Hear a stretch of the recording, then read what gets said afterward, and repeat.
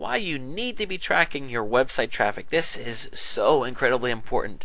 Let's talk for a minute about advertising in newspapers and how frustrating it can be, honestly, because you spend a lot of money on an ad and you have no idea how many people are picking up the newspaper, how many are actually looking at that page, how many are reading it and half thinking about it, how many of them read it and think, I'm going to check it out, but then they forget.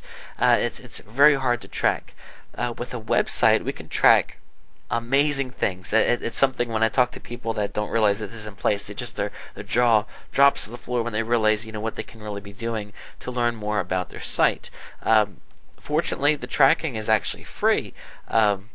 Google Analytics is the company that runs it. Of course, obviously it's ran by Google, and it's really, really good. It's a simple line of code that you just place on your site. You can get your webmaster to do it, and before you know it, you can be tracking a ton of things. You can be tracking how many visitors you receive daily, monthly, where your visitors are coming from, what pages the visitors are viewing, where the visitors are located, what country they're from, what part of the country they're from, what pages visitors are leaving your site from, and a lot more. Essentially, what this allows you to do is look at the performance of your website and track it.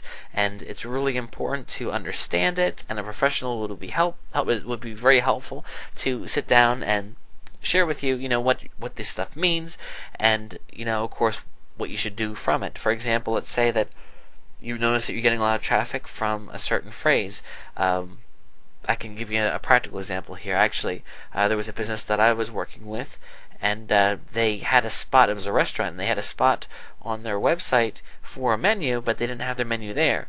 And I noticed that almost half the people that were coming to this site were going to the menu page, and of course it wasn't there. So they were actually interested to hear, and of course it makes sense when you think about a restaurant. They wanted to see what was on the menu, and it wasn't there. So I would think a lot of these people got frustrated and weren't able to tell if it was their kind of restaurant. So the first thing that we did was we got a menu on there, and once you know it, tons and tons of people were going on it and checking it out. And then my customer loved it because he was able to tell how many people were going to view the page about steaks or the page about burgers or seafood. It kind of gave him an idea of the types of foods that people were interested online. So again, you look at the statistics, you can see where people are coming from. If you run ads on other websites, you can see how many people are coming from that ad and how long they're staying.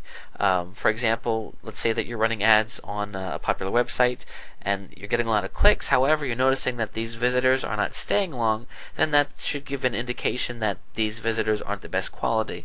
However, maybe you're paying a good bit of money for other traffic that's coming through, and you notice that these people are coming through and they're buying, they're spending a lot of time on the site. These are higher quality people. So the statistics are really invaluable, and I highly encourage you to check it out. Google Analytics is the site, and a professional would be happy to sit down with you and talk about how we can help you understand this, and of course obviously take it to the next level.